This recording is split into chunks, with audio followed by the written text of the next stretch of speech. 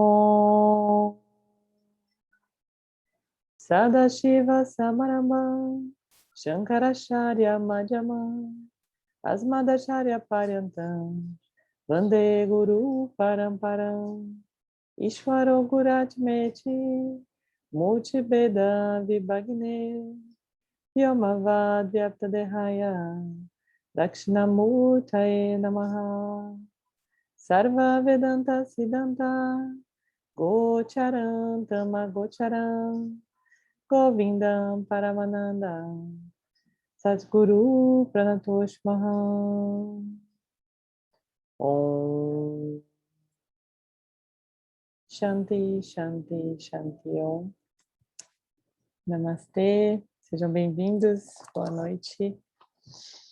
Oficialmente, então, a gente está dando continuidade ao capítulo 10 do livro A Essência da Iluminação. E para quem está acompanhando no livro físico, nós paramos na página 152, no item O Mecanismo Psicológico, que é o último item aqui, o subitem da página. A psicologia simples e universal dos gunas evita a necessidade da psicanálise. Você não precisa olhar para o passado para explicar seus bloqueios e complexos. Todos derivam do mesmo mecanismo inconsciente, negação e projeção. Tamas causa projetos de negação e rádias de projeção. Onde você encontrar um, você vai encontrar o outro. São energias dinâmicas operando o tempo todo. Se você sabe quem você é, o jogo de rádias e tamas sobe ao nível de consciência e eles perdem o poder de criar sofrimento. Há muitas coisas sobre nós mesmos que contradizem a nossa boa opinião de nós mesmos. O egoísmo, a arrogância, a crueldade, a desonestidade, a inveja, a luxúria, a ganância, etc. Não queremos pensar em nós mesmos dessa forma, nem queremos ser percebidos assim. Tamas os esconde. Como o corpo causal é dinâmico, essas qualidades estão continuamente procurando expressar-se. Eu não posso dizer que eu sou egoísta ou ganancioso. Então, rádias projeta egoísmo ou ganância, ou engano em alguém, ou algo mais. Ele a culpa. Então, rádias faz com que nós projetemos em um outro objeto, né? Geralmente uma outra pessoa. Então, eu não sou egoísta, mas eu não suporto o egoísmo de fulano, né? Então, esse é o fenômeno da projeção. A projeção, ela está ligada, conectada com tamas, que é a ignorância, né? Mas, ainda assim, ela é um fenômeno adicional, né? Então, tamas, nós precisamos estar nessa condição ignorante para fazermos essa projeção para o outro, né? Entendendo, tentando dizer que o problema é o outro, ok? Então, é basicamente esse o mecanismo. O inquérito rudimentar. Há uma simples investigação para lidar com negação e projeção. Quando algo está incomodando você e ele traz você em conflito com algum objeto, o mais comum é outra pessoa, embora você possa imaginar que você está em guerra com a sociedade, o governo, a igreja, as corporações, o tempo, a lista é interminável. Você pergunta a si mesmo se é verdade, se a seta dessas projeções, se o objeto ou motivo para o qual elas estão apontando é realmente responsável por seus maus sentimentos. Claro que o seu ego vai dizer que é. O ego tem interesse nas suas projeções. Projeções protegem-no e o mantêm no negócio. Eles reforçam sua autoestima, seu senso de retidão, porque ele precisa pensar que é inocente. Na verdade, é inocente na medida em que, no fundo, é essencialmente eu, mas está coberto por ignorância.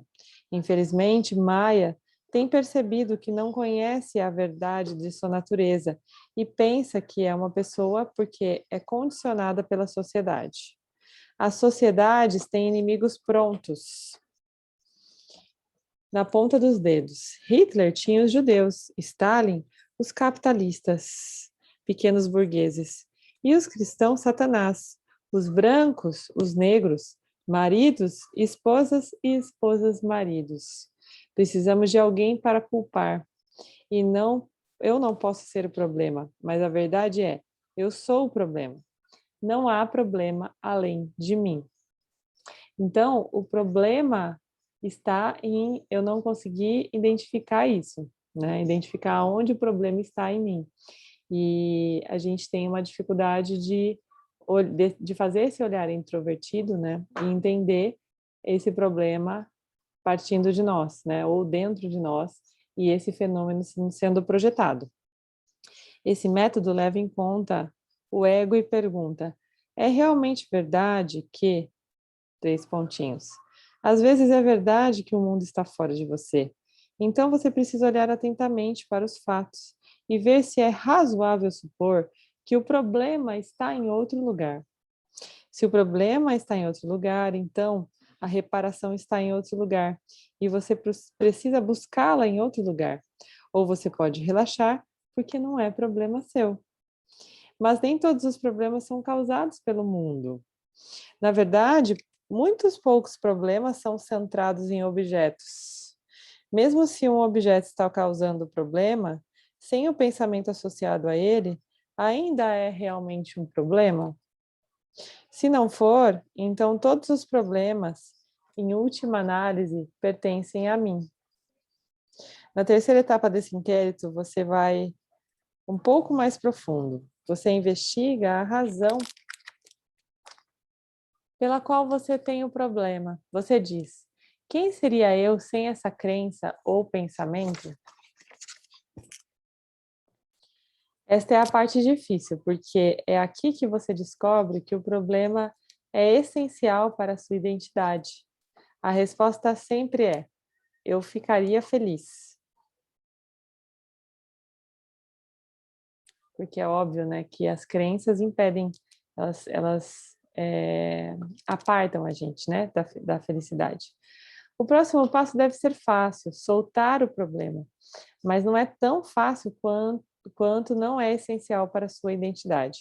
As pessoas que beberam uma vez excessivamente, mas que foram limpos e sóbrios por 30 anos, em reuniões de alcoólicos anônimos, costumam dizer com uma cara séria: oi, eu sou o Tom, eu sou um alcoólatra. Toda a vida adulta de Tom centrou-se em torno do problema do álcool. Fortaleceu-lhe uma identidade. E, curiosamente, eu sou um alcoólatra é uma projeção, uma ideia, graças a Maia, projetado para mantê-lo a apreciar a sua verdadeira natureza. Para mantê-lo longe de apreciar, né, a sua verdadeira natureza. Lidar com seus problemas é um negócio complicado por causa do poder da projeção. Uma projeção comum projetada para proteger o ego é: eu estou certo. Quando você está sob a influência de rádias, você realmente não se importa com o Dharma. O ego precisa do fundamento moral, precisa estar certo, porque não se sente bem sobre si mesmo. Assim, você fica certo e o objeto errado. Veja a dualidade em ação. Na verdade, você não está certo ou errado, você é apenas consciência comum. Mas, de novo, graças a Maia, você precisa melhorar seu senso de autoestima, que nunca é o que deveria ser se você não souber quem você é. O exagero é outro problema causado pelo Rajas, que mantém você certo e objeto errado. Em cada relacionamento institucionalizado, como o casamento, há sempre questões não resolvidas que levam ao conflito. Se o seu marido ocasionalmente se esquece de tirar o lixo uma noite, ele nunca tira o lixo. Se a sua esposa ocasionalmente se esquece de pegar suas camisas nos limpadores, ela sempre esquece. E, finalmente, se Deus me livre, alguém acusa você de projetar e ou negar, você vai, é claro, negar e projetar. Sem fim, são os distúrbios de uma mente presa a rádias e tamas. a menos que compreendamos a dinâmica desse mecanismo inconsciente e ganhemos o controle dele enquanto se desenrola. O corpo sutil nunca se tornará indagador, porque a experiência não digerida o manterá interminável, perturbado. Alguém quer trazer alguma reflexão sobre isso? Sobre as projeções? Como que tem sido o fenômeno das projeções com vocês no dia a dia? O que vocês conseguem perceber? Alguém tem algum case desses últimos tempos?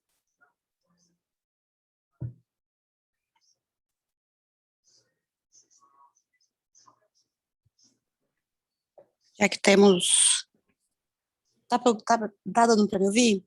Tá sim. É porque tá tendo um super show aqui do lado. Eu tenho percebido que eu ando muito quieta. Às vezes me assusta, porque eu era acostumada a não barulho, eu estava sempre fazendo barulho. E até as pessoas perguntam, tá tudo bem? E é coisa da consciência, da projeção, que eu era sempre a que passava pano para todo mundo, né? Que eu precisava ser a boazinha, que eu precisava de uma virtude na minha vida. E agora, quando me perguntaram uma coisa, eu falei, não. Aí, o que foi que você tá grossa? Eu falei, não tô grossa. E aí eu fico percebendo, né, em casa, principalmente, porque meu marido é igualzinho a minha pessoa. E às vezes eu... É como se eu tivesse de braço cruzado, sim, me olhando lá de dentro. Falo, ah lá, ó, você tá fazendo de novo. Falo, ai, meu Deus. Aí eu volto, aí paro no meio da frase e falo, deixa pra lá, não vou falar. Né? Não tem mais sentido falar isso. Então, é um negócio muito doido, porque, e ao mesmo tempo tão simples, que passa despercebido, né? Se você não tiver super atento, passa despercebido. Muito E fácil. é muito fácil, porque assim, a gente estava naquele ritmo de projetar, e aí, de repente, você consegue perceber o início da projeção. Fala, gente, é tudo muito simples, é muito simples. Dá para fazer com as duas mãos amarradas nas costas. Só que quando você dá uma piscada mais longa, tá você projetando de novo. Então é muito louco. Mas eu tenho me percebido um pouco mais esperta nisso, assim, sabe? Mais atenta. E o quanto já tento, mais atenta, porque ou hoje, né, o meu marido, que eu tava mexendo, ele foi me buscar no trabalho, tava chovendo.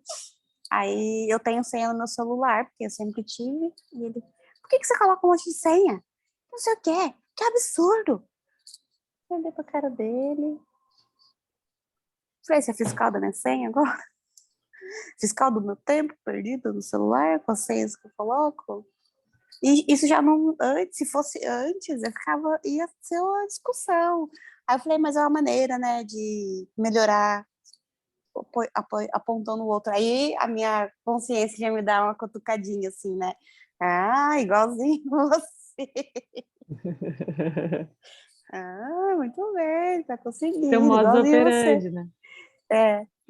E aí é isso, mas é muito simples, como você, né, falou, quando você consegue perceber, mas você tem que estar muito esperta 24 horas, porque aquela piscada mais longa você supe. A banana tá ali, você já escorregou, e até você voltar, já tem um karma novo aí pra lista, né? O meu papiro, que tá enroladinho aqui, tá começando a desenrolar, mas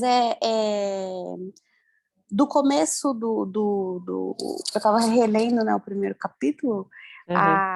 como era a minha mente e a confusão e a bagunça que era, para agora, às vezes eu fico pensando, gente, cadê aquele eu? É como se tivesse 1 milhão de pessoas vivendo comigo e agora fosse só eu. É essa a percepção. Vai limpando, né? Vai limpando o campo e vai sobrando só o que faz sentido.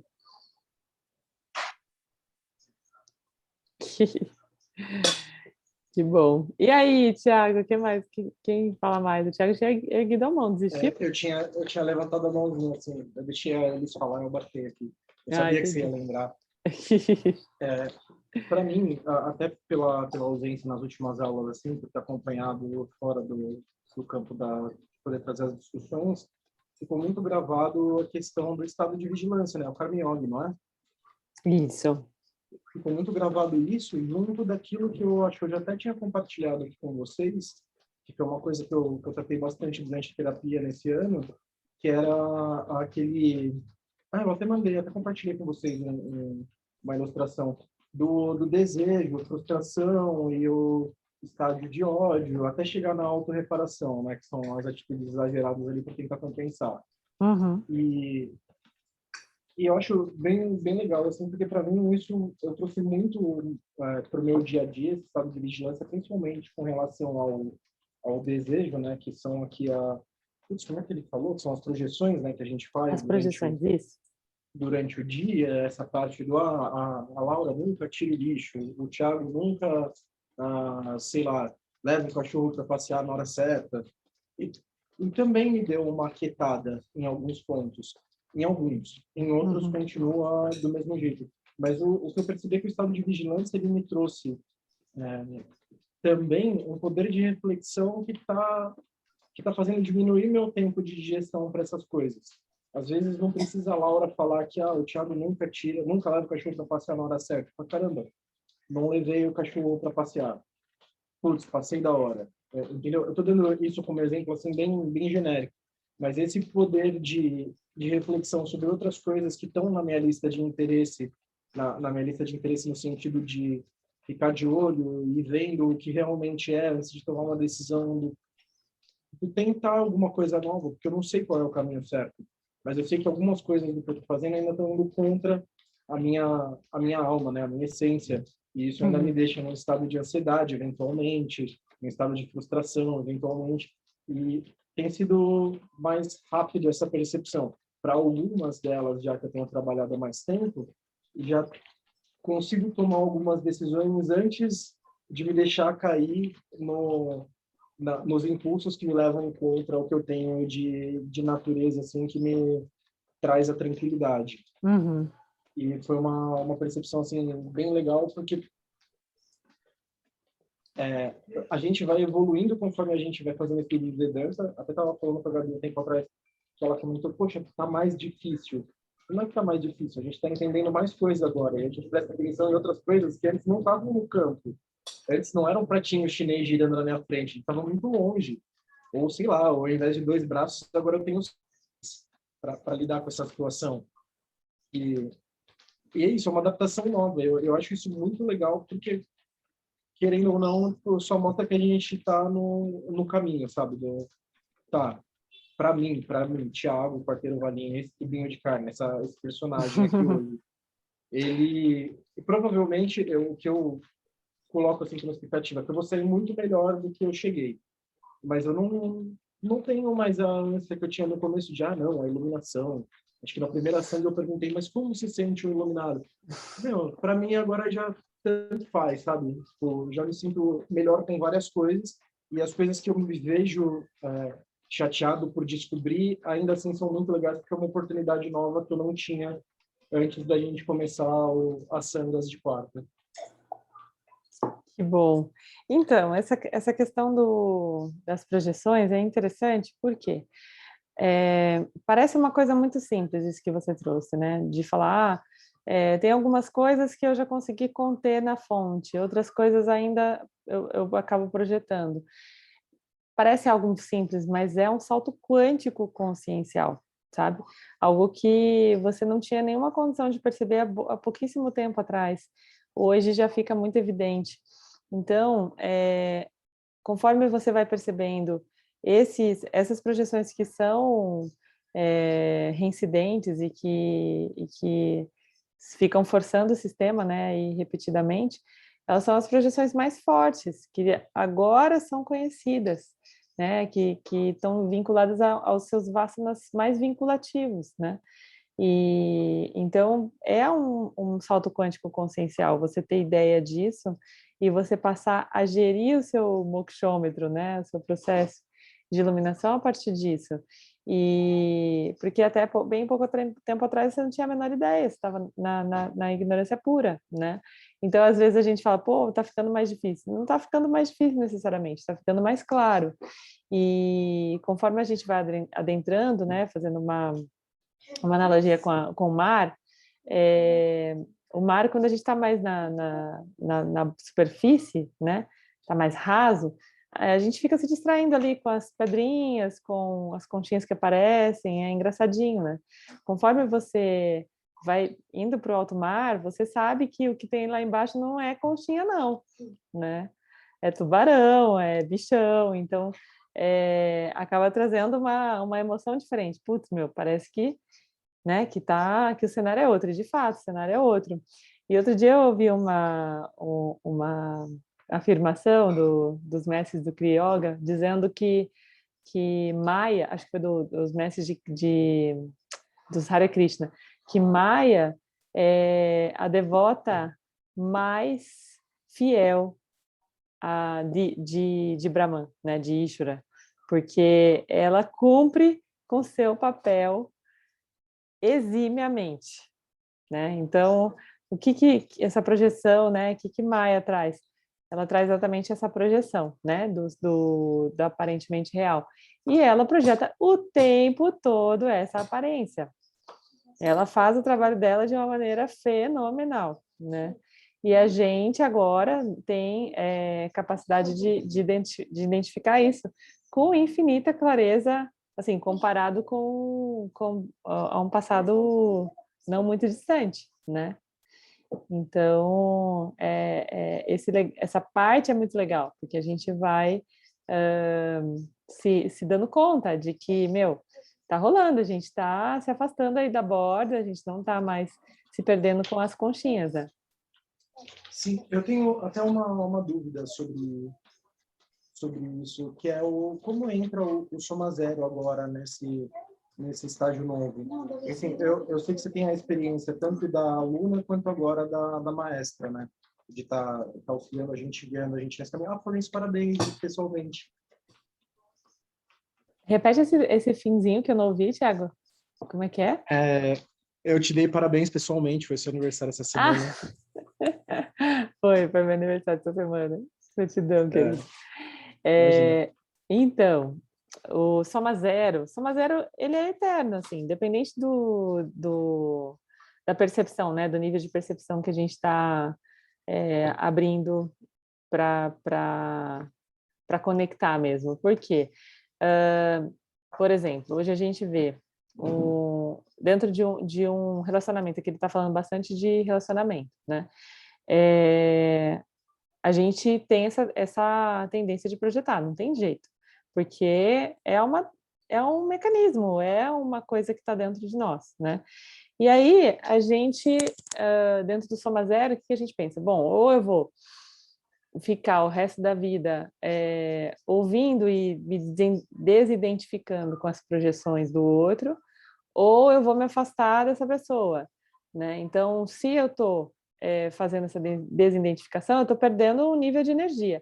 Para eu me afastar, eu também vou perder um nível de energia, que pode ser, no caso da desidentificação, pode ser uma coisa que acontece parcelado e diariamente, ou pode ser, no caso do afastamento, uma coisa contundente, mais demandada no início, mas que vai se dissolvendo depois. Então, tudo tem um preço, né, e um ganho. E aí, assim, conforme a gente vai olhando para as coisas de uma maneira diferente, entendendo que as projeções estão presentes o tempo todo, a gente consegue fazer uma escolha de uma forma infinitamente mais consciente, sabe? Isso em todas as nossas relações, tá? Não digo especificamente de uma relação conjugal, mas eu vejo muito isso acontecendo nas relações do trabalho, né? Pessoas que com o Vedanta tiveram certeza de que aquilo não tinha a ver com só a Dharma delas, né? E outras pessoas tiveram certeza do contrário, de que sim, era o só Dharma delas, e por ser o só Dharma delas, elas conseguiriam suportar uma ou duas lagartas, né, para virar borboleta, fazendo uma analogia. Então, elas passaram a ver os algozes, né, as pessoas desafiadoras, como pessoas mais, desafios que são próprios da vida, né, que fazem parte do jogo. Então, eu acho que é isso, que essa soma zero, ela vai ficando mais evidente conforme a gente tem mais consciência, sabe, do que se passa. E Você a usa gente vai ela num fazendo... campo de relevância.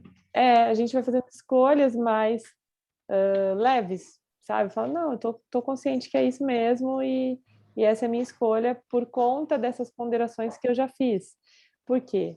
A falta de paz, né, a ausência da paz, do Shanti, vem quando em alguma parte dessa história, dessa decisão, existe ainda uma ignorância.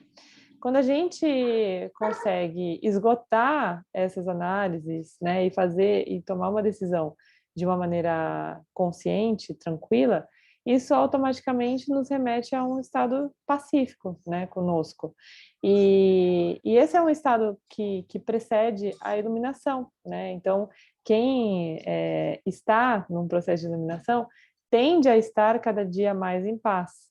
E então o Soma Zero ele vem ilustrar os caminhos para essa tomada de decisão, entendendo que de qualquer maneira você vai ganhar e perder energia.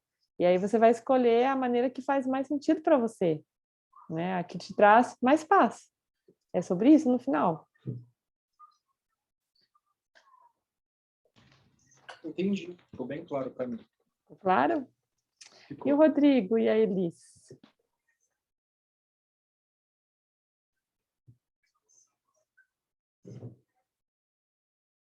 Tem alguma coisa para contar para a gente sobre as projeções?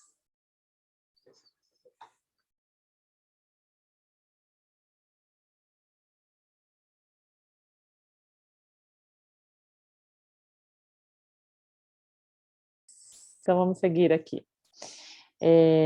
Karma é uma experiência não assimilada. Olha, gente, isso é muito importante de lembrar, tá? Anotem aí, porque é uma boa definição para karma. Uma experiência não assimilada. Karma Yoga é uma atitude com respeito à ação que neutraliza as inúmeras vasanas produzidas pela negação e projeção. Se as vasanas não forem neutralizadas pelo Karma Yoga e por um entendimento trazido pela análise do mecanismo causal, a experiência não assimilada produzirá karma indesejado e a mente permanecerá externalizada e perturbada. Maya vai continuar a esconder o eu e Rajas vai projetar a ideia frustrante de que há uma solução objetiva para o desejo de completude. Por que não há uma solução objetiva para o desejo de completude? Alguém me conta?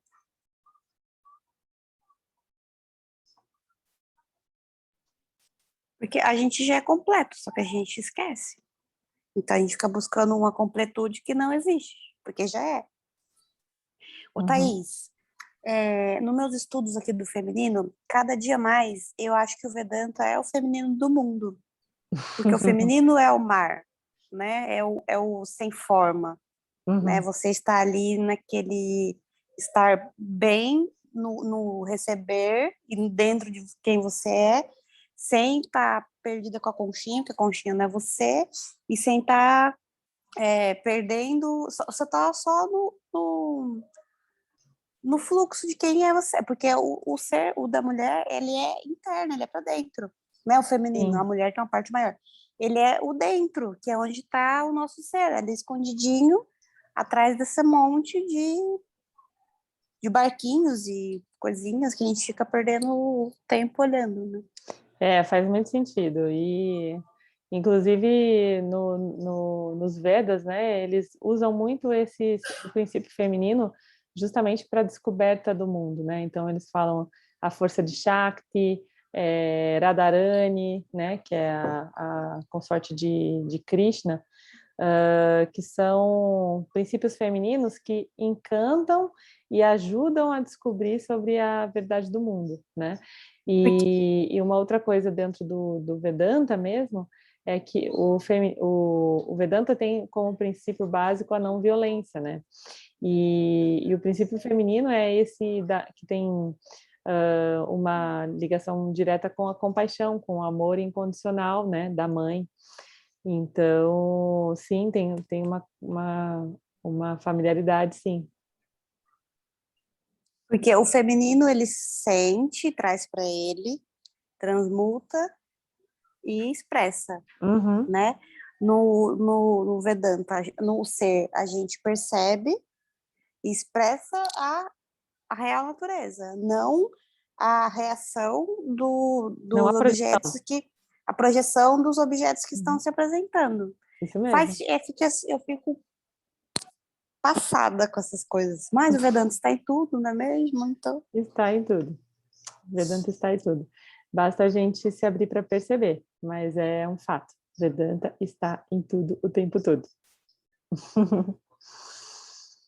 Bom, então, o corpo da dor aqui. Uma das formulações mais populares desse mecanismo nos últimos anos é o corpo da dor, de Eckhart Tolle.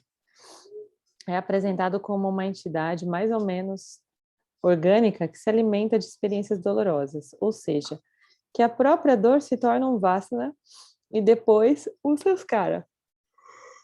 Perdão. Não há nenhuma entidade vivendo em nós que está fazendo isso. É puramente um processo inconsciente, que parece consciente por causa da proximidade do corpo causal ao self. O eu não é o corpo causal.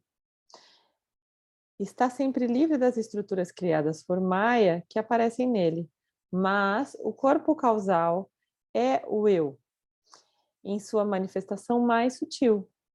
Separá-la de seus efeitos do eu é o assunto do próximo capítulo, mas a sensação de que a dor é consciente e busca renovar-se é certamente compreensível. A dor tem muitas formas, mas nossa dor mais fundamental é a dor da ação compulsiva, porque nos tira de nosso bem maior, mais precioso, a liberdade de escolher e agir. As paredes de pedra não fazem uma prisão, nem barras de ferro uma gaiola.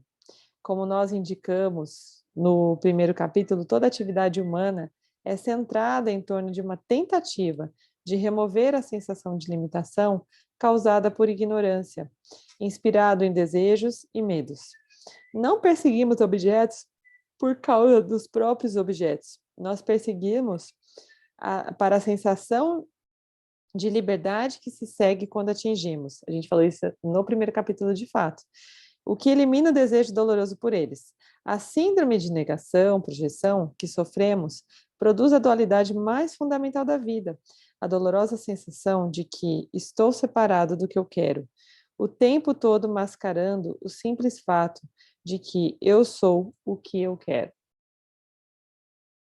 Então, de novo, né? A gente tem desejo por muitas coisas, porém, o único desejo real é se livrar do desejo. Então, a gente fica achando... E por que esse desejo acontece? Porque a gente não consegue se convencer de que a gente é pleno e completo, a pura consciência, né? Porque o mecanismo de Maya projeta essa realidade aparente, e essa realidade aparente nos afirma o tempo todo que falta nos completar com algo, geralmente um objeto, né? E aí a gente vai se enganando. Porém, esse desejo e essas projeções que surgem existem única e exclusivamente para nos ajudar a nos livrar delas. Só que quando a gente não consegue perceber esse mecanismo, a gente acaba entrando num processo compulsivo sobre isso, né? E aí esse processo compulsivo naturalmente nos coloca nessa roda de samsara, nos coloca como samsaris, ou seja, ignorantes desse mecanismo que está sendo posto ali. Então, a ideia é que a gente consiga perceber esse mecanismo acontecendo para que a gente discrimine sobre isso e para que esse processo vinculativo, né, de dependência, ele se quebre, ok?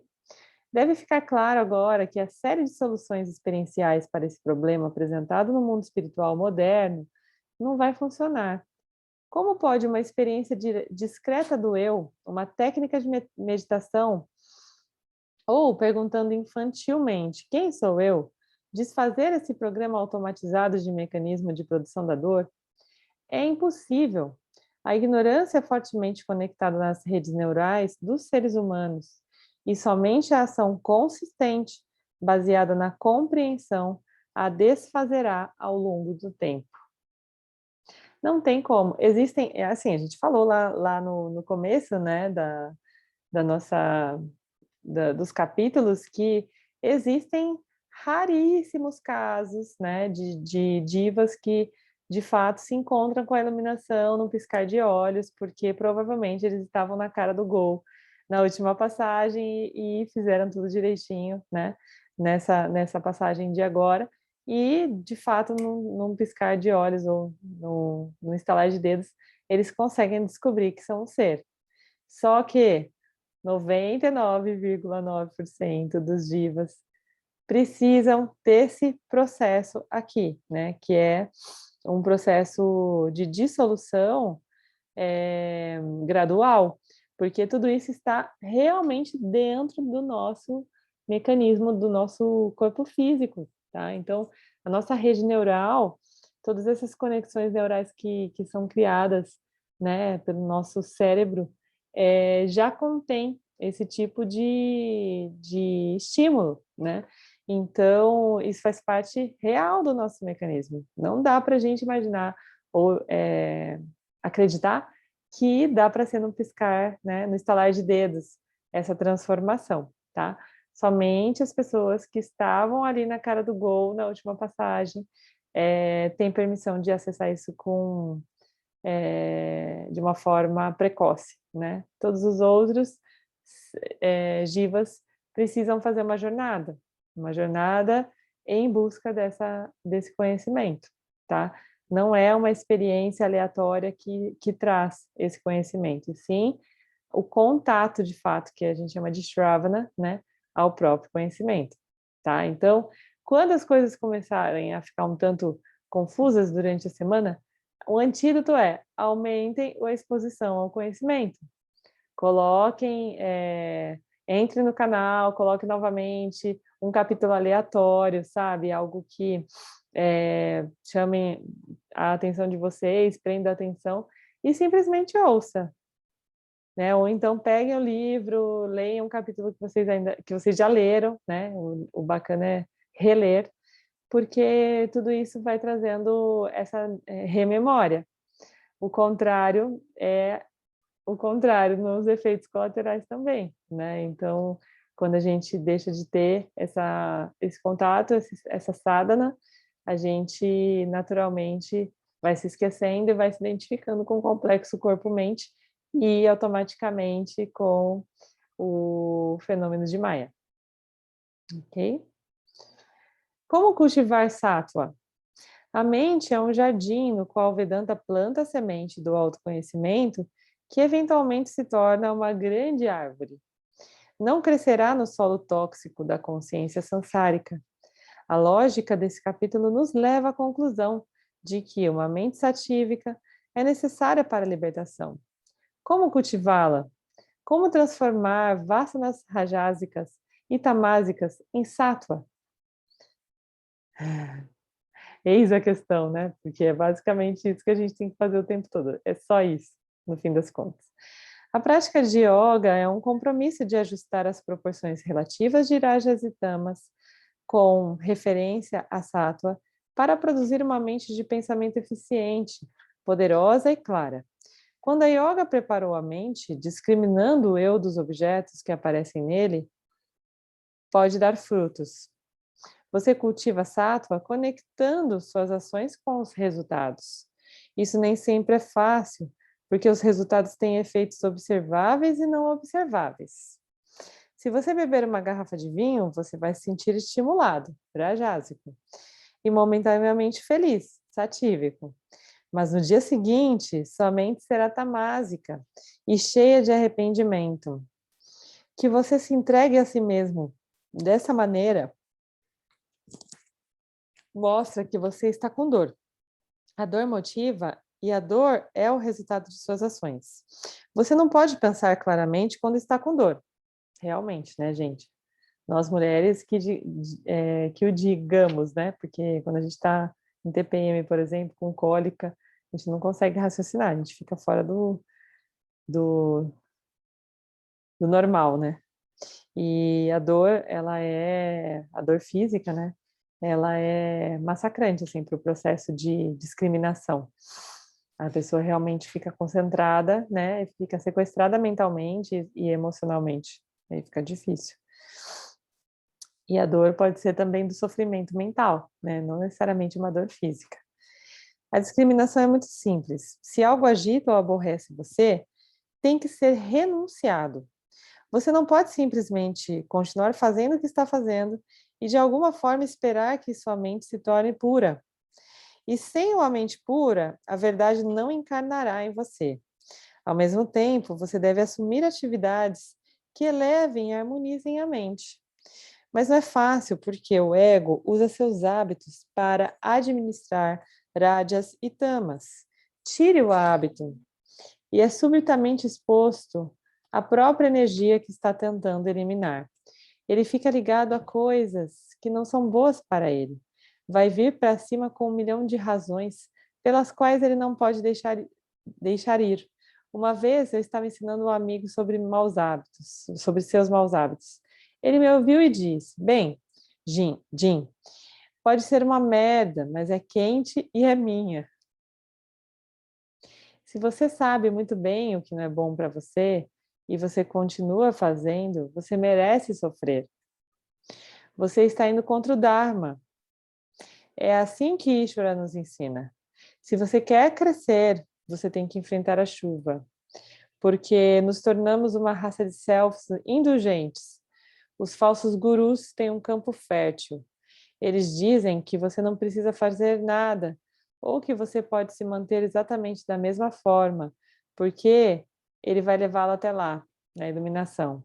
Mas você tem que assumir a responsabilidade por suas projeções, embora em última análise elas não pertençam a você.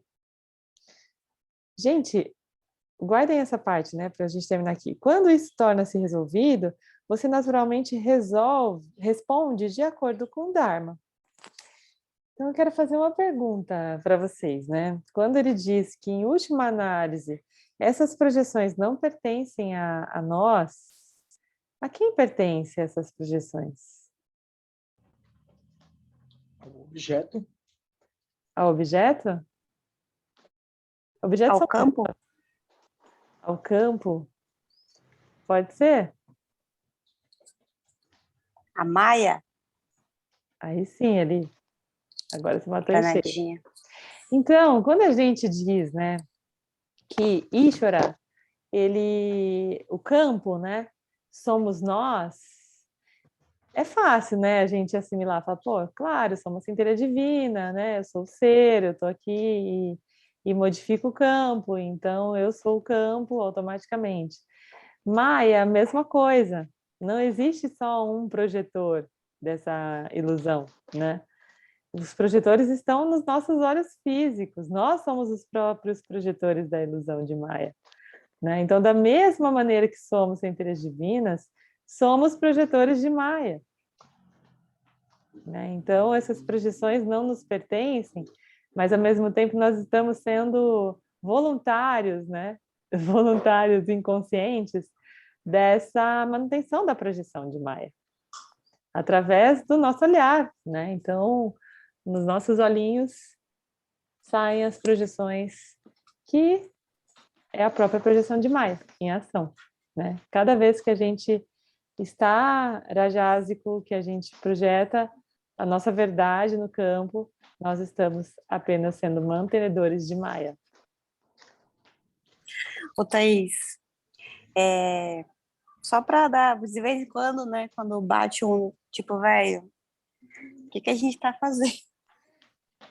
Eu falo, que preguiça. Fala, tudo bem, vamos lá. Eu tomei a ayahuasca, né? Com aquele negócio do suicídio e tudo mais, que a primeira vez que eu consegui tirar a minha vida foi em 1400 antes de Cristo. Aí eu fiz mais ou menos uma conta aí, né? 2000, né? 2000 anos, mais 1400, 3500 anos que eu tô aí batendo lata pelo mundo. Dá mais ou menos quase 33 mil vidas. Falei, meu Deus, é por isso que eu tô cansada, eu sou muito velha, tô cansada. E aí eu fico pensando, gente, eu quero fazer tudo agora. Eu falo, calma, que tá tudo certo. Eu fui fazer essa conta, né? Eu fiz lá, porque a média de vida agora, 70, 100, eu coloquei 35 anos, né? Porque, dá muita vida, velho, dá muito. Dá muita Eu, vida. eu desacreditei da minha pessoa. Eu falei, nossa, gente, eu sou muito perseverante. Muito perseverante. Ai, Deus. Pois é, e tão perseverante quanto você são os seus vasanas, né? E as suas projeções. É impressionante, né? Quanto isso é real e é encantador. Para mim, assim, eu acho encantador analisar isso, sabe? Falar, caramba, é sério mesmo que as coisas perpetuam dessa maneira, né? E sim, né? Porque é só uma questão de energia e onde a gente bota essa energia para projetar. Mas isso é simplesmente da nossa natureza relativa, né? Da nossa natureza relativa, não da real. E é importante a gente ter essa consciência, porque agora, a partir do capítulo 7, né, 8, a gente já começou a entender questões, aplicações mais práticas sobre tudo isso, né?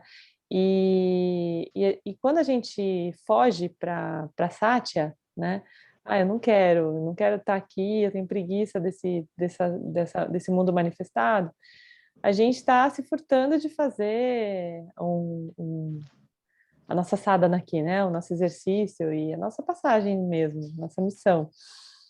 Então, é muito importante a gente também ter essa realidade, essa aplicabilidade, né? Cada vez mais clara para conseguir identificar e tomar decisões e viver, né? Aqui nessa realidade aparente, o tempo todo fazendo essas conexões, entendendo que está rolando aí, né? Um processo também vinculado ao nosso ser, né? Porque a gente eu sempre gosto de falar que tem uma música de xamanismo que fala que para a gente chegar a Deus a gente tem que aprender a ser humano, né?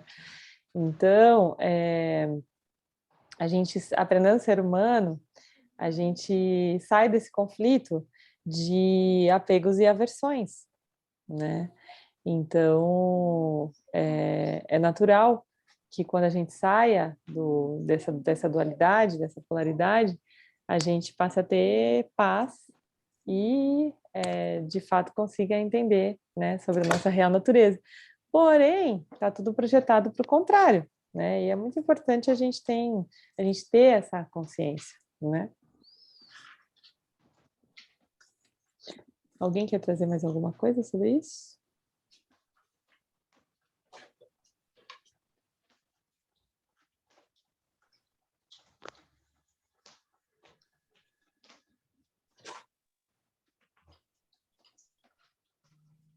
Então, vamos continuar aqui. Preso em sátua. Mas você tem que ter cuidado. Quanto mais pura sua mente se torna, maior é o perigo de desenvolver um ego espiritual. Ai, meu Deus do céu, ainda tem essa, Thaís? Tem. Ainda tem essa parte da história. O ego é a parte do corpo sutil que possui ações e resultados. Associa-se ao sublime sentimento de sátua e diz: eu sou puro, eu sou santo, eu sou espiritual. Pode tornar-se extremamente vago e perdido numa esfera abstrata de amor. A prática da discriminação não se destina a melhorar você ou torná-lo puro. Você já está realizado. Consciência já é pura. Uma mente pura, um coração puro, não é a meta. É apenas um meio para um fim. É o campo em que o Vedanta pode estabelecer a visão da não dualidade. A visão da não-dualidade destrói o senso de propriedade do ego e estabelece o conhecimento do eu. Então, tinha dito isso mais ou menos, né? Que quando a gente fica na dualidade, a gente vai ficar entre apegos e aversões eternamente. E que somente quando a gente consegue destruir essa estrutura, né, mental e emocional, é que a gente, de fato, se restabelece no nosso eu divino, no nosso eu real, né? Sattva, a pureza em Vedanta. Se a visão da não-dualidade é estabelecida em uma mente pura, a experiência é processada como ela acontece. As coisas surgem e eu respondo apropriadamente. Eu vejo o quadro grande e vejo onde eu me encaixo nisso. Os acontecimentos cotidianos são postos para descansar. Nosso objetivo é fazer desse ensino o intérprete da nossa experiência. Precisamos confiar no ensino e deixá-lo fazer o trabalho. Uma vez que você veja como ele funciona, você não vai voltar a interpretar a realidade do seu ponto de vista pessoal. Sua vida vai fluir sem esforço. Por quê? A dor será deixada de lado e a verdade assume o controle. É como em um tapete mágico, flutuando aqui e ali. Nada fica no seu caminho. Você é como a água fluindo em torno de cada rocha. A relação entre a ação e conhecimento fica clara. Então, gente, a relação entre a ação e conhecimento é a alma do que a gente falou ali em Karma Yoga, tá? Então, o Karma Yogi, ele sabe exatamente a relação entre a ação e o conhecimento, tá? A ação purifica você e o conhecimento o liberta. De certa forma, você poderia argumentar que a ação é ainda mais importante do que o conhecimento, porque a menos que você tenha feito o trabalho, o conhecimento não pode destruir sua ignorância.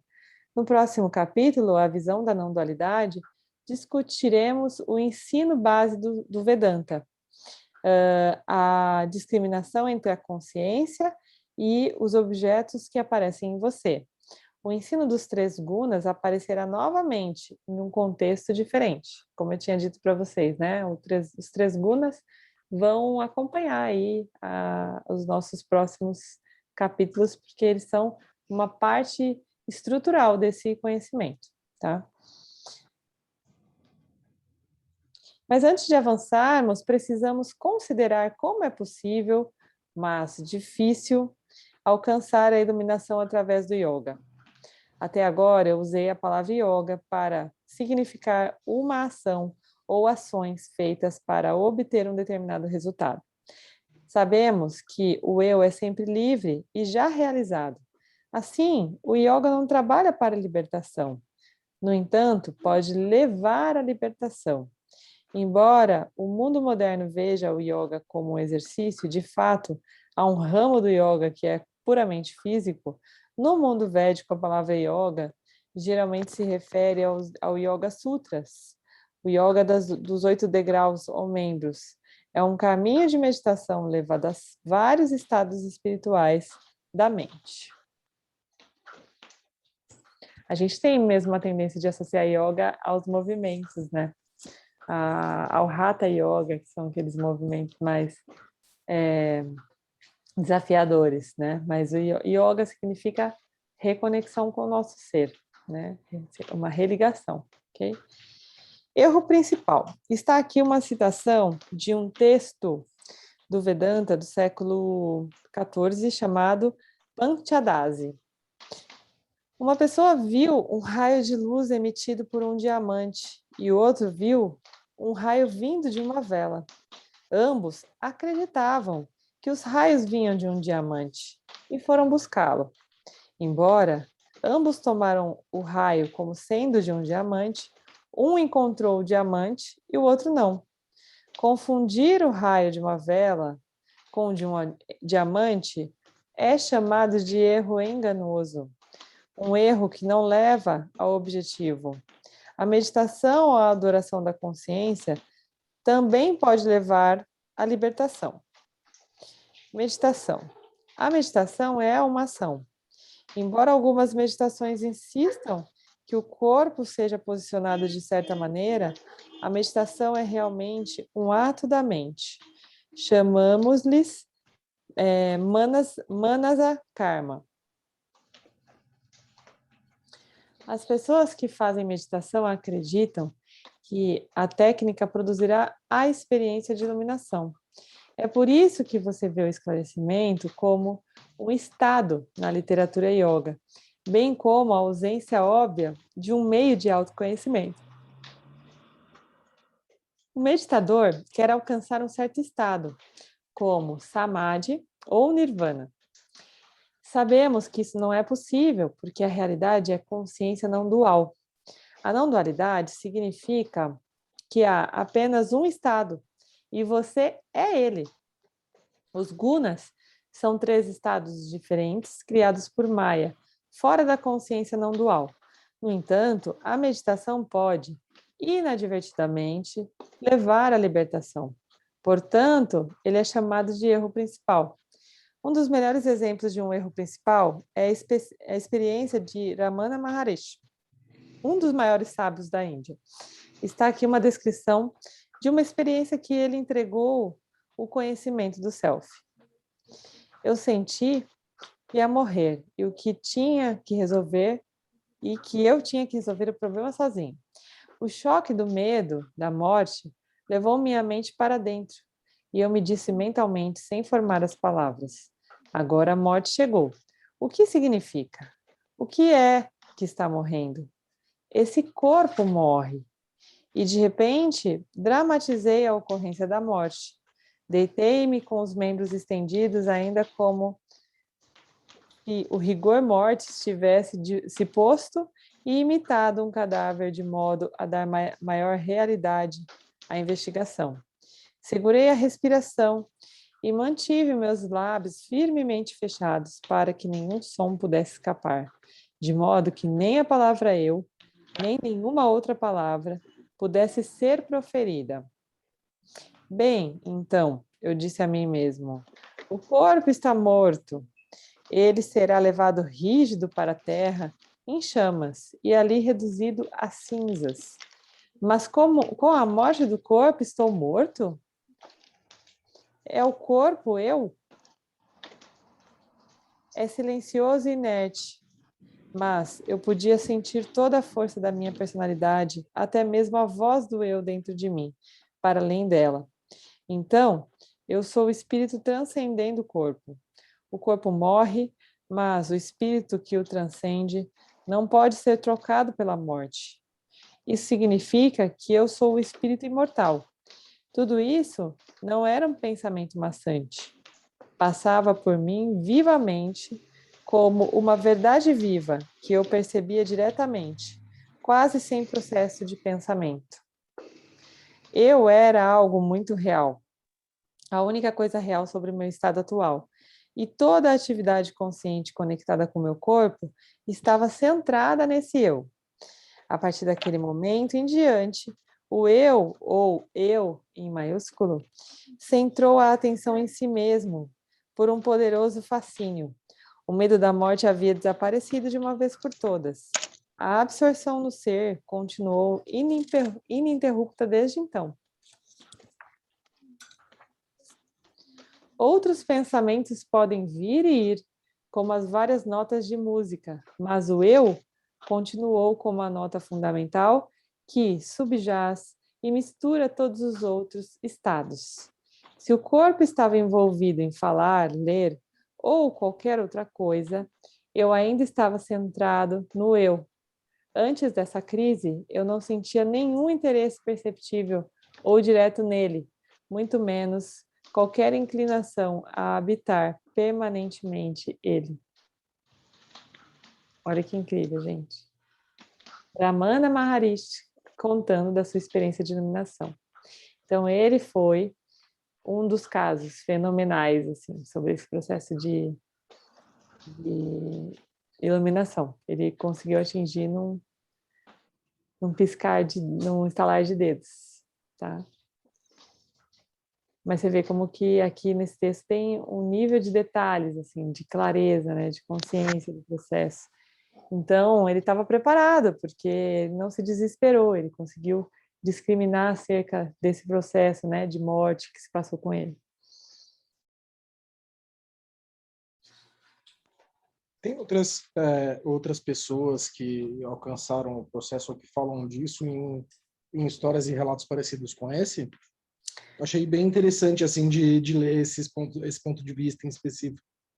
Tiago, eu nunca vi, porque assim, os iluminados, eles não tendem a se identificar como tal, sabe? E o que você pode ver com mais frequência são relatos de experiência de Samadhi, de Nirvikalpa Samadhi, que é esse estado que ele entrou para acessar a iluminação, né? Então, é um estado que ajuda a acessar. Mas eu nunca vi. Também não tive a curiosidade de pesquisar. Se você sentir e quiser partilhar com a gente, estamos abertos.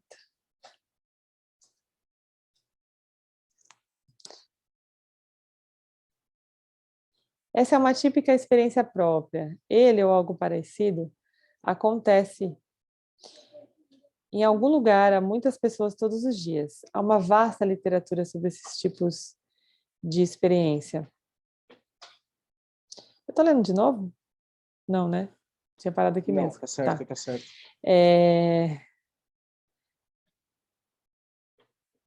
A primeira coisa que notamos é a afirmação.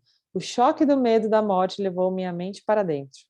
A mente já estava enfrentando o mundo. Agora ele está olhando para dentro. Uma mente virada para dentro não precisa ser o resultado de um traumatismo, embora traumas muitas vezes direcionam a mente para dentro. Uma epifania que acontece dessa maneira pode ser um evento fortuito. Foi no caso de Iramana, porque levou ao autoconhecimento. Mas não é tão útil como o cultivo gradual de uma mente virada para dentro, através da prática consistente de karma e de jnana yoga, que é a yoga do conhecimento, tá? Isso porque a mente introvertida, por acaso, ou uma técnica radical, retorna invariavelmente a um estado extrovertido. Por quê? As vasanas extrovertidas são apenas temporariamente suspensas pela epifania. Elas não são destruídas. Nenhuma experiência discreta da reflexão da consciência em uma mente satívica pode desfazer vidas de ignorância. Alguém quer trazer algo sobre isso? Está claro esse ponto? Eu queria compartilhar. Eu, dentro de um dos Leader Training, eu tive essa experiência assim, de ver as pessoas compartilhando, porque na hora eu não participei da dinâmica, mas dos seus 5 minutos finais de vida e aquela simulação ali do velório.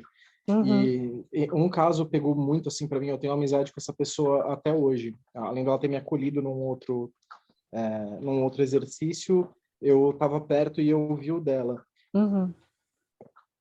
E foi um negócio assim tão forte para ela ali que ela ficou o resto da noite sem participar direito ali, aérea, porque ela realmente ela viu o flash da vida dela, ela levou muito a sério isso. E quando ela saiu assim que ela voltou no dia seguinte, ela não conversou comigo direito assim, mas depois ela me contando que, mudou muito para ela o dia a dia, principalmente com o marido e com o filho, da relação dos dois ali, porque ela se viu tendo que se desapegar fisicamente deles e entrou um pouco nessa questão do olhar para dentro, mas do que ela tinha deixado, do legado que ela tinha deixado para eles e da continuidade dela ali sentar no corpo físico do como seria. Foi assim, Bem contundente. foi muito marcante ali para ela e ela me contando também, tanto que eu lembro até hoje, né? Fazem alguns anos já isso. Você me fez lembrar de quando eu li a primeira vez os 7 hábitos das pessoas altamente eficazes, né? Que falava sobre isso. O primeiro hábito, durante o livro, né?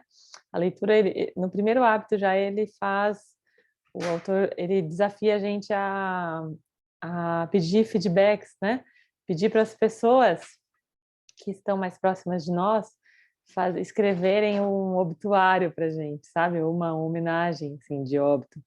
E é muito doido o que vem, assim, de insight a nosso próprio respeito, sabe?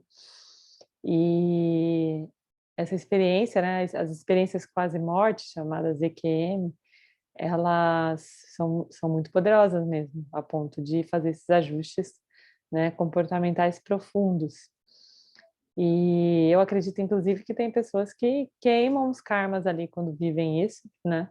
E voltam realmente sem esse chip no sistema, sem essa programação, sem certas programações, porque é uma experiência profunda. Para nós, meros mortais, né, Thaís, Uhum. é uma casca de cebola, né? Porque são pequenos fragmentos de ensinamento que a gente consegue assimilar e, através da observação, transmutar ao longo do nosso cotidiano, né? Eu digo Justamente. isso porque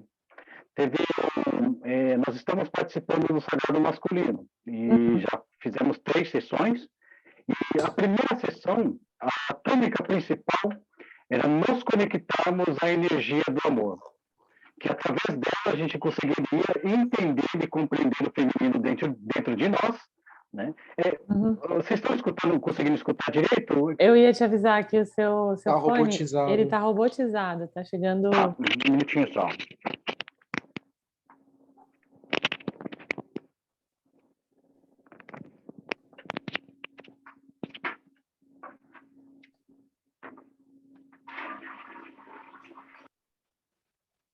Pronto. Bom, então, a primeira tônica do Sagrado Masculino era para a gente trabalhar a respeito do amor, ter essa conexão com o amor. E ao longo dessas semanas todas, né, eu vim me perguntando aonde é que entra o amor dentro do meu lar, sendo que a gente age com amorosidade, com uma certa naturalidade, né? Porque a gente ama as pessoas que estão à nossa volta, né? Só que, com o tempo, com o passar do tempo, eu fui tentar definir o que é amor. Vamos escrever, então, sobre amor, porque tem tanta poesia falando disso, né? Será que a gente vai conseguir definir esse amor?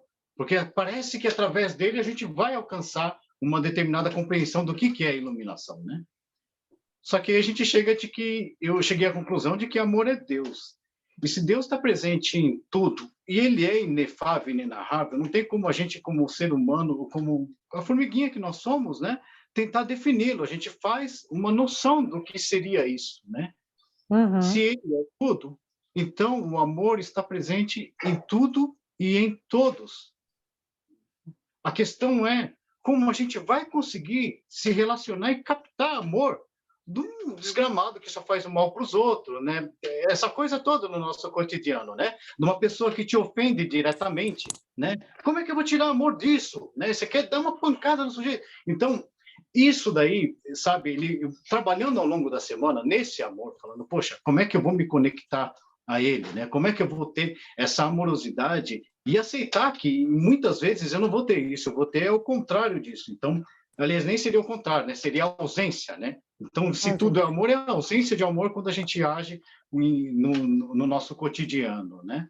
Então, eu vejo assim, como o Hamad, ele alcançou essa epifania, nós temos cotidianamente pequenos fragmentos dessa epifania.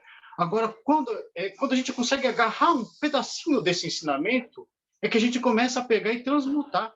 Esse é o nosso padrão, né? De como nós agimos no nosso cotidiano. Porque ser como Hamad é muito bonito, né? A gente olha e fala, poxa, ia ser tão bom se eu tivesse uma epifania a ponto de dar um shift e mudar tudo de uma vez, né? Mas só que não. Eu estou notando, né, que realmente muitas questões emocionais ou pessoais que vêm acontecendo ao longo do meu dia, elas vão perdendo a relevância quando a gente vai se dedicando ao estudo. É meio que automático isso. Então a gente vai pegando os fragmentos e transmutando, pegando fragmentos e transmutando. Era só essa partilha. Obrigada, Ricardo. Eu também percebo as mesmas coisas, sabe? E a gente tem uma tendência muito mecânica, estruturada, de perceber esses milagres quando eles se dão de forma positiva, na positividade, né? E quando a coisa acontece de forma negativa, a gente tende a rejeitar, achar feio, né? O que não é espelho do sistema, né? E só que está, aliás, em várias oportunidades eu já tive essa permissão de perceber que... Vocês estão me ouvindo bem? Então, é que apareceu aqui que meu sinal está instável. Tava dando uma travadinha. Acho que agora voltou.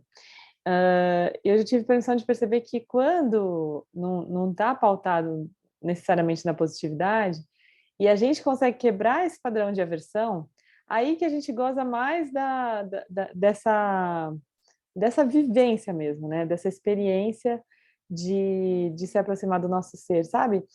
Como se a gente estivesse na Terra e o nosso ser fosse um balão que, de vez em quando, ele dá uma baixadinha e permite que a gente toque, sabe?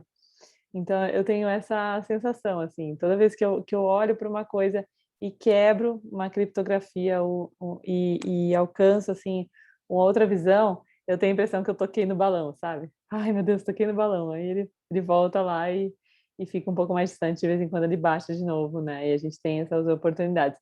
Mas aí, se a gente está sequestrado emocionalmente por uma questão que se apresenta com negatividade, o balão baixa, está na nossa cara e a gente está chorando, identificado com o complexo, corpo-mente, né? E então, é tudo isso que está acontecendo ao mesmo tempo. Existem as dores, as mazelas, né, do nosso corpo físico, do nosso jiva, mas também existem as oportunidades de ascensão consciencial a partir que na verdade é uma relembrança, nada mais é do que uma relembrança, né? A partir dessas experiências, que não necessariamente são positivas, né? Dentro desse padrão dual. Então, o Tiago está dizendo o seguinte: quando aceitarmos que nem tudo tem resposta, paramos de acreditar em qualquer coisa só para suprir essa necessidade de explicações. Eu mandei aí só para não esquecer, porque eu achei legal o que o Ricardo falou. E eu vi essa frase essa semana, e para mim fez bastante sentido também. E o que ele coloca sobre a questão do amor, de ser Deus, e de muitas vezes se expressar de formas que não tem não tem como colocar em palavra, para mim fez muito sentido.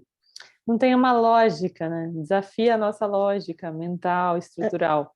É uma lógica assim, de sentimento, de emoção mesmo. Faz sentido ali no momento pelo que você está realmente sentindo. Sim, é isso. Então, continuando aqui, gratidão pelas partilhas. Para a gente terminar, então, essa parte da página. A experiência é apenas uma cápsula de tempo decadente, destinada a fornecer o conhecimento. Olha que bonito, né? Essa descrição aqui, essa definição. O que Ramana aprendeu com essa experiência? Isso é importante porque revela a natureza da mente de Ramana muito claramente. Normalmente, quando temos experiências intensas, envolvendo grande prazer ou grande dor, nossas emoções dominam e nublam nossa apreciação da experiência, que eu acabei de dizer sobre o balão, né? Ou ficamos tão assustados que não podemos relatar o que aconteceu com precisão, ou ficamos tão extasiados que não podemos relatar o que aconteceu com precisão. Mas Ramana ficou frio, ele era desapaixonado. A qualificação número 1 para o autoconhecimento. Ele diz: agora a morte chegou. O que isso significa? O que é que está morrendo? Esse corpo morre.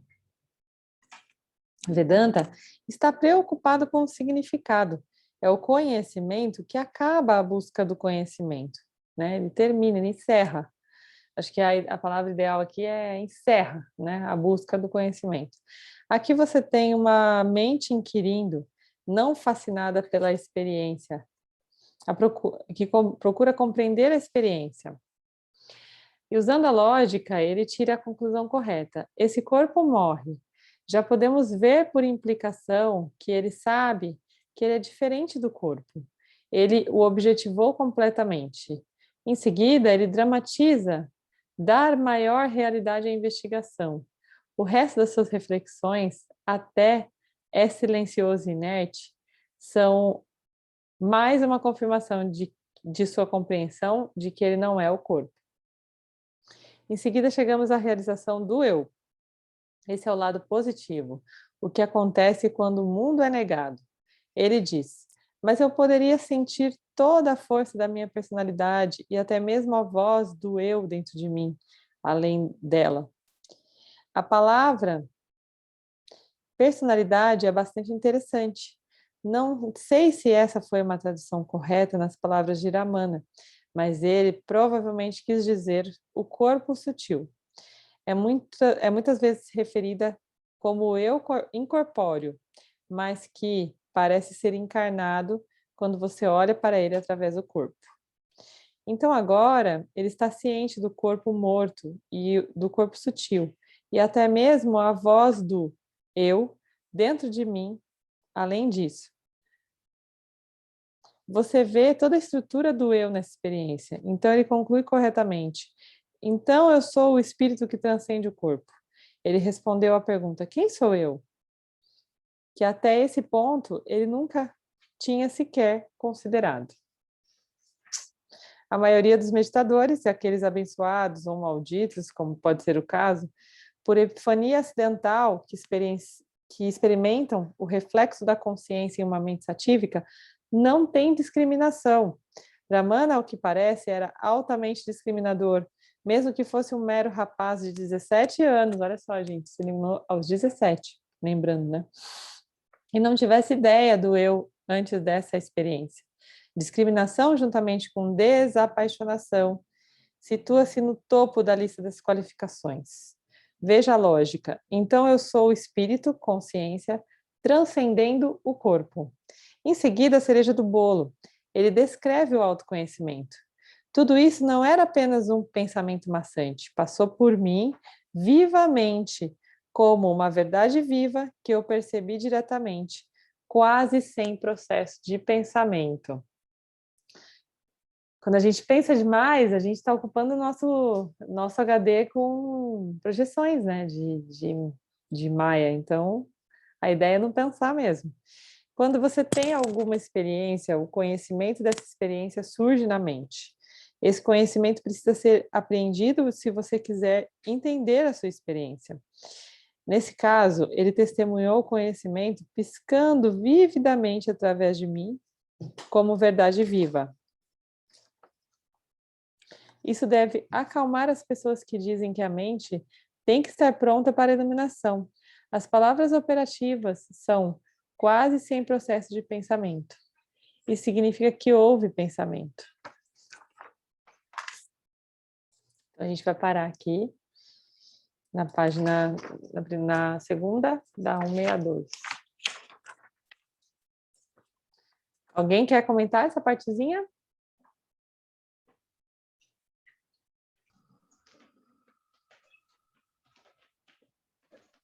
Teve um conto uma vez que citava isso. O rapaz foi ao mestre e perguntou: mestre, o que está acontecendo comigo? O que está acontecendo com a humanidade? Tem algum problema? Ele falou: teu problema é que você pensa muito e lê pouco. Tem que ler mais e pensar menos. Nossa, sabe o que você me fez lembrar? Uma coisa fantástica que eu vi hoje. No feed do Insta, né? Uma pessoa que eu sigo postou um vídeo de uma galera arruaceira que simulou um acidente de carro. Então, o que eles fizeram? No centro da cidade, não sei exatamente onde foi, né? Mas um deles, arruaceiro,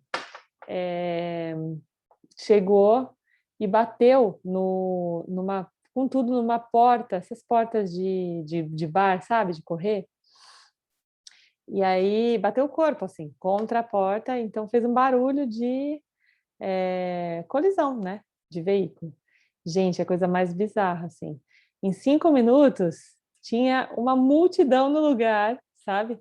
Tentando entender o que tinha acontecido. E aí, nesse post, estava falando sobre fake news, né? E ela usou esse vídeo que chama atenção, que prende, para trazer o aspecto das fake news, né? E aí, na hora, eu olhei e falei, cara, fake news é Maia na veia, né? Então, Maia é a maior fake news que existe. E aí eu fiquei com esse vídeo na mente, assim, sabe? Porque é isso, não tem, é tudo enganação, né? E a gente acredita. que é uma enganação tão bem feita que chega a ser maravilhosa, né? E às vezes a gente fica tão imerso nisso que eu mesmo, esses dias aí, tinha entrado também num drama, sabe, Thaís? E lá comigo, assim, ai, ai, ai, o que está acontecendo, né? E, de repente, eu percebendo, né, que despertar o sagrado feminino não é despertar a fragilidade, e sim a sensibilidade para conseguir entender esse mundo, né? Uhum. Aí, né, fui lá no Pai Rapé e puf, tipo, oh, né, para com isso, né? Aí acordei, né, e eu tenho constantemente usado a medicina do rapé para me tirar desse lugar de fragilidade, porque eu tenho me sentido muito emotivo, muito sensível. E isso gera um pouquinho de, sabe, entra naquela samsara louca, fico pensando num problema e fico girando, sofrendo dentro daquilo, imerso naquilo, né? Então, o rapé ele tem dado uma chacoalhada nessa fragilidade, né? E trazido essa disciplina com a sensibilidade correta feminina, né? Para conseguir entender e Sim, passar por é uma compreensão mais fiel desse princípio feminino, né? Sem necessariamente ter que vivenciar essa vulnerabilidade extremada, né? Mas de uma maneira, astrologicamente falando, né? De uma maneira geral, nós que somos buscadores, que estamos num processo de sutilização, nós estamos mais vulneráveis, especialmente nesse período que começou no dia 11/11 e vai terminar no dia 2/2. Então, é um período extremamente sensível, sabe? Tem muita gente falando, meu, não sei o que está acontecendo comigo, eu tô pirando. Eu estou sentindo muito mais o campo emocional, muito mais, assim, de uma maneira que tem ficado emotiva muito fácil, sabe? Então, tem uma grande maioria aí dos buscadores, né? Sentindo alguns aleatoriamente, outros sistemicamente, né? Sistematicamente, mas de alguma maneira a gente está mais vulnerável mesmo. Porque é um momento de despertar que está surgindo aí, né? Sim, sim. Eu vejo assim, eu sinto, é por causa dessa sensibilidade. Eu acho que isso tem muito a ver com o sexo masculino, sabe? Que a gente vai podando a sensibilidade para não parecer frágil. E quando vem a sensibilidade total mesmo, a gente não consegue lidar com isso, eu, no caso, né? Não consigo lidar com isso direito. E às vezes eu caio, porque eu acredito na força da lágrima, sabe? A gente chora, a gente emana uma luz também por isso. A gente lava, a gente resolve. Tanto é que o rapé faz a gente soltar lágrimas, né? A fragilidade comigo, ela batia em que eu ficava imerso dentro do meu pensamento no vitimismo, né? Aí a sensibilidade ela já começa a agir de um jeito mais negativo, porque ela começa a te afundar e deixar você imerso nisso, né? Porque ela reforça esse padrão, né, do complexo corpo-mente, essa identificação. E aí não é uma coisa contraproducente, né, para o processo da busca. Mas pode falar, Eli. Eu queria falar uma coisa para o Ricardo. O feminino é essa loucura aí mesmo, porque o feminino é subjetivo.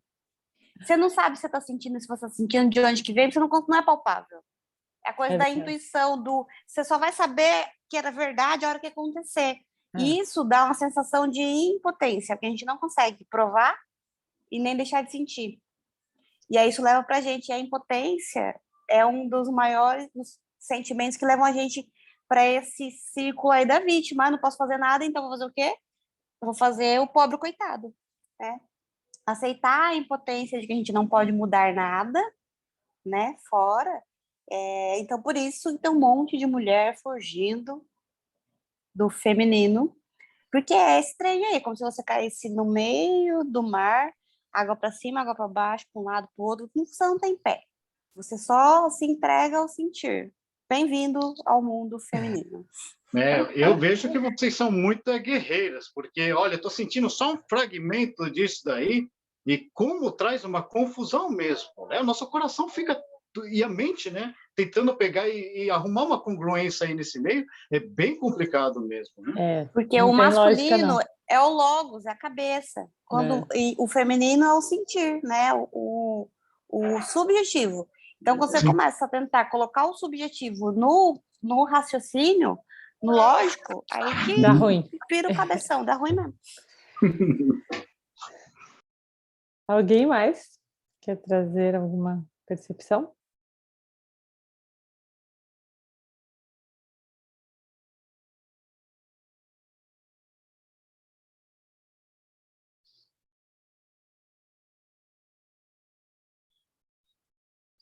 Bom, então, a gente vai dar continuidade para o capítulo 10, a gente parou na página 162.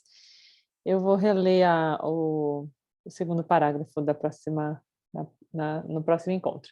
Eu queria falar para vocês, né, que o próximo encontro já vai ser no ano de 2022, porque semana que vem a gente tem Natal, né?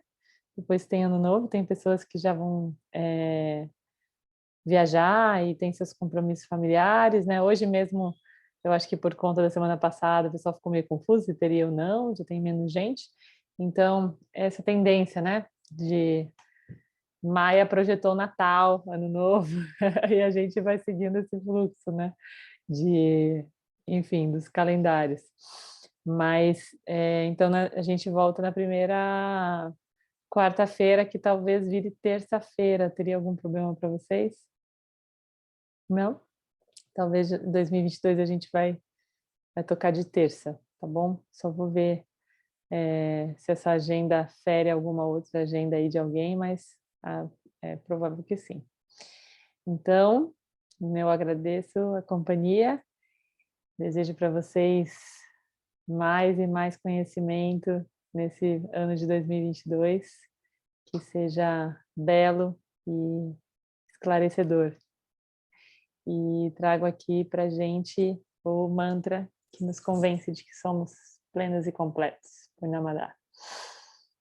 Om Purnamada Purnamidam Purnamudachyate Purnasya Purnamadaya Purnameva Vashishyate. Om Shanti, Shanti, Shanti. Gratidão a todos. Tenham uma ótima noite, um ótimo restinho de semana. E até a próxima.